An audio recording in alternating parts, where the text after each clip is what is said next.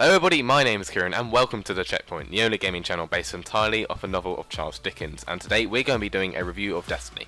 Now, I've been playing the game for just over a week now, maybe coming up to 2 weeks, and I feel like I'm knowledgeable enough of the game and I've gained enough experience from the game to give you guys an honest and accurate review.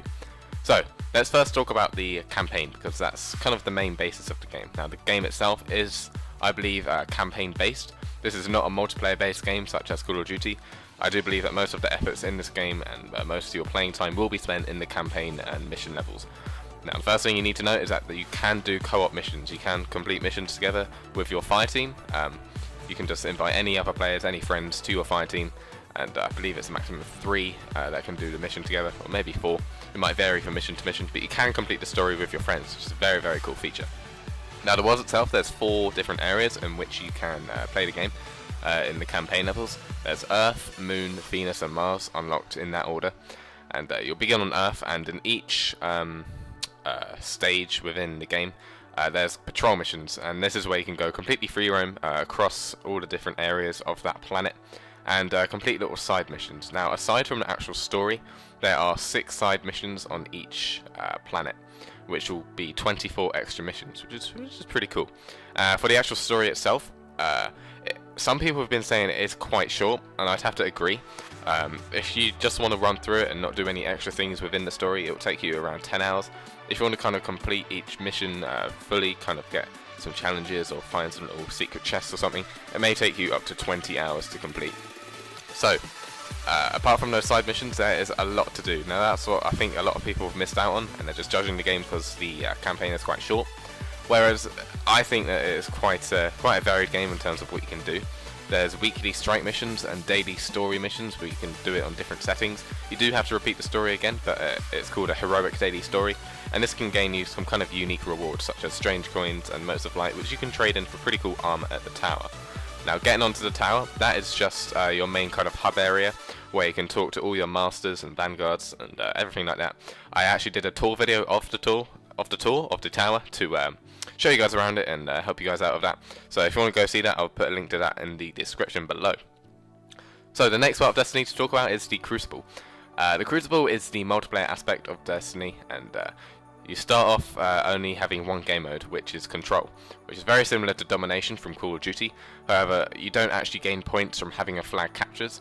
You only gain points from getting kills and capturing flags. So any points you actually receive as a person will go to your team, and that's how the game works. So getting kills is just as important as capturing flags, which is pretty cool. Now, the multiplayer experience itself, there are other game modes. There's about 4 other game modes within it. There might be more because I may not have unlocked them all yet. But the multiplayer experience itself is quite varied. I mean, the gun-on-gun action I think is quite good. The normal players have more health than you'd find in Call of Duty.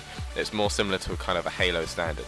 Now, headshots do play a major factor in this game, so if you have good aim and go for headshots, you'll do very, very well, because headshots do kind of triple damage as opposed to body shots, so make sure you go for headshots within the multiplayer.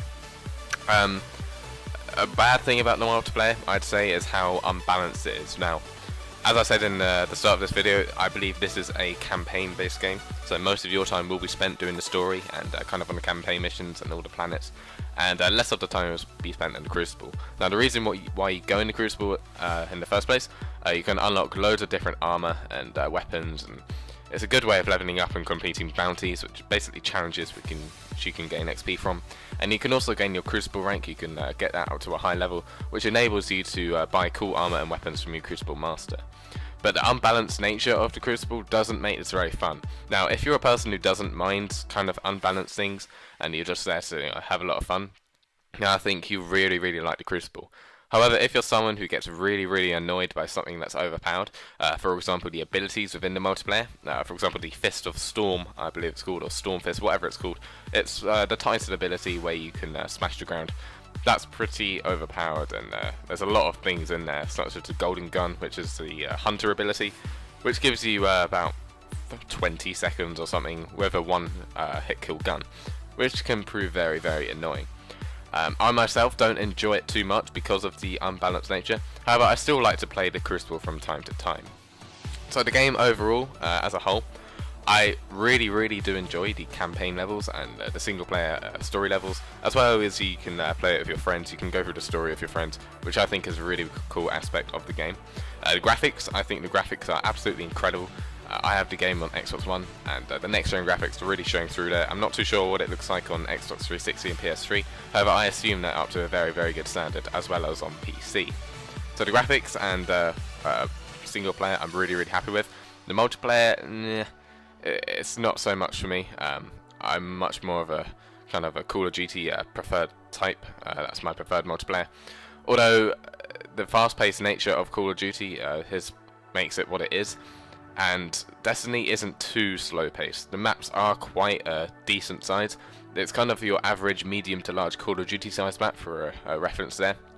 So that's what you can expect when you come into playing multiplayer. The other things, such as the daily challenges and strikes and raids, you can see that Bungie are kind of trying to maintain the game as much as they can. They're supporting the game by giving us extra kind of missions and activities to do whilst we're in there. And the unlocking system of the weapons is another cool thing.